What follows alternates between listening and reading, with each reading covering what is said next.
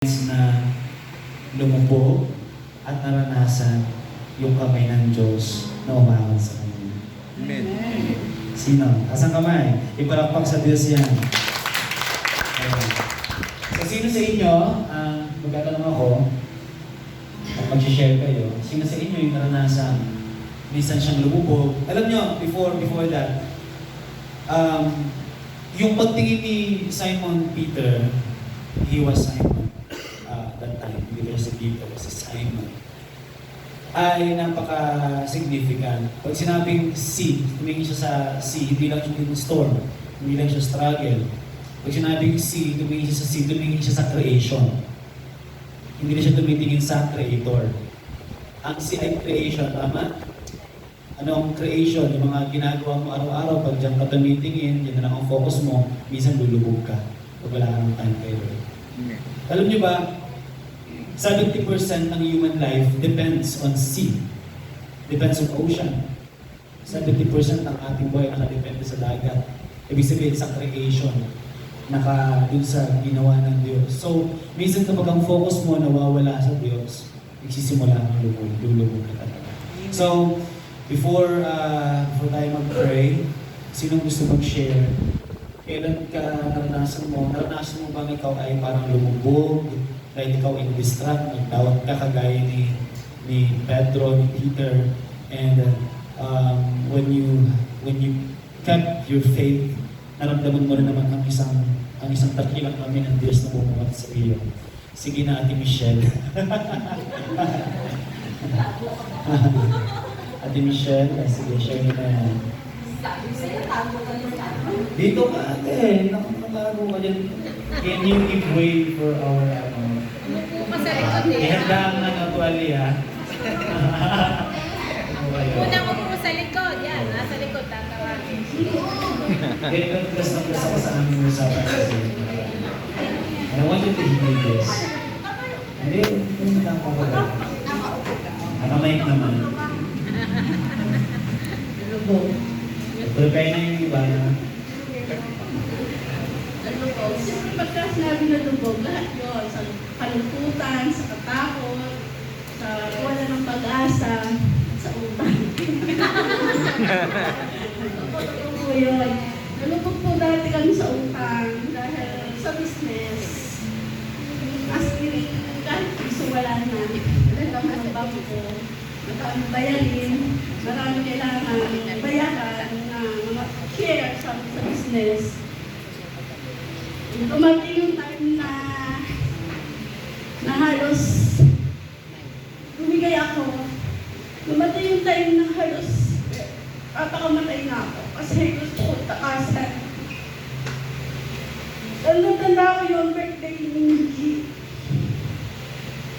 Nag-decide ako, gusto ko na tayo. Dala-dala ko yung kapatid ko. Pero bago gawin mo, nagdasal muna ako. Sabi ko, nagpakamatay ako, tapos pupunta ako sa impyerno. Sabi ko kay Lord, pag nagpakamatay ako, tanggapin pa rin ako. Pero dahil siya po talaga yung totoo, nangusap niya sa akin na bakit mo gagawin yan? Eh, ang ganda-ganda ng plano ko sa iyo. Amen. Ang kailangan mo lang kami is tanggapin at kilalanin ako. Sinunod ko ang asawa ko sa lupit ho.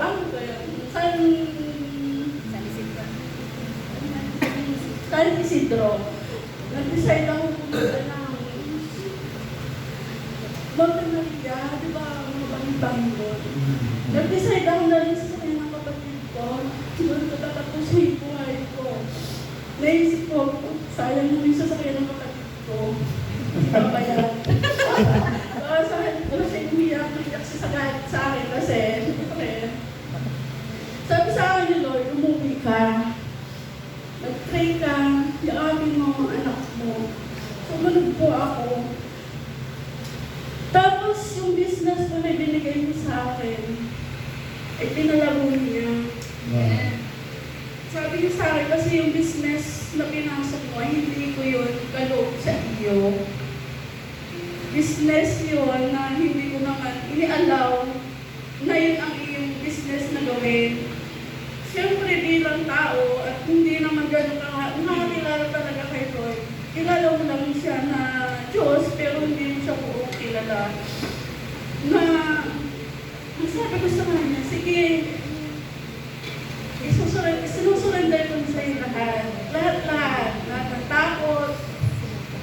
Ang lahat, kasi mayabang ako eh. Kasi ang ano ko sa sarili ko, kaya ko lahat. Kasi yun ang personality ko, napaka-strong ko. Habang nag-try ako, lagi po kasi ako nagdadasal gamit yung sasakyan namin dati.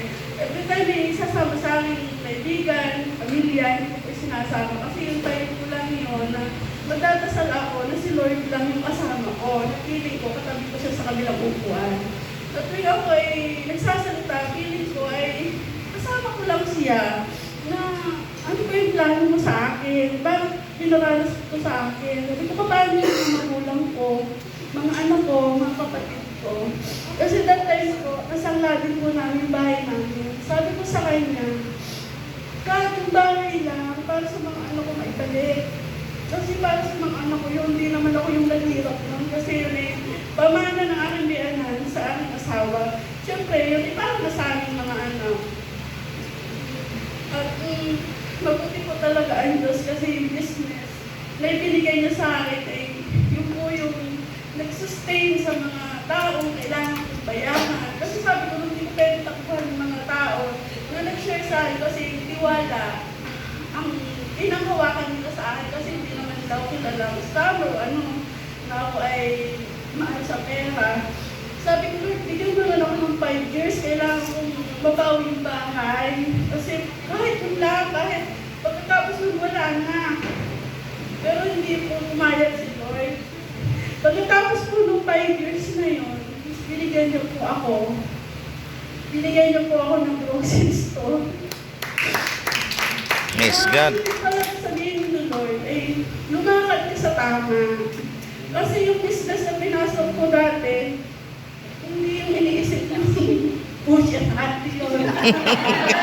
Iniisip ko yung business na masama.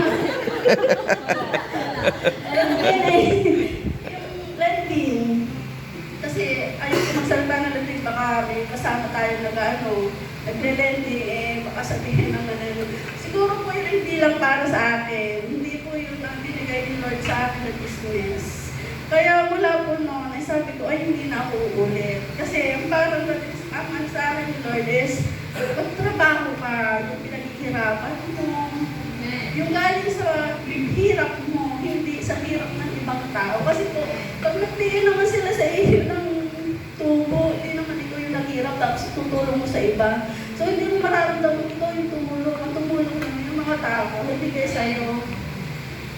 Ay ngayon po sa awa po ng Diyos yung po sasakyan namin isang buwan na lang. Service po natin. At yung po talaga ay isadya ako nila dito ni Lord. Kasi tanda-tanda ko po, nangako po kay Lord na after 5 years magsaserve ako sa iyo. Pero syempre, hindi ko naman alam kung paano magsaserve. Paano ba yung tamang pagsaserve kay Lord? Wala naman akong alam kasi hindi naman ako yung talagang malaki. Ngayon po ay yung pinagluluto ako ng pastor. At saka alam ko yung naghahatid, susundo kami ng mga kaling namin. So, awag ko yung Diyos ay okay na kami. Utang rin na. Praise.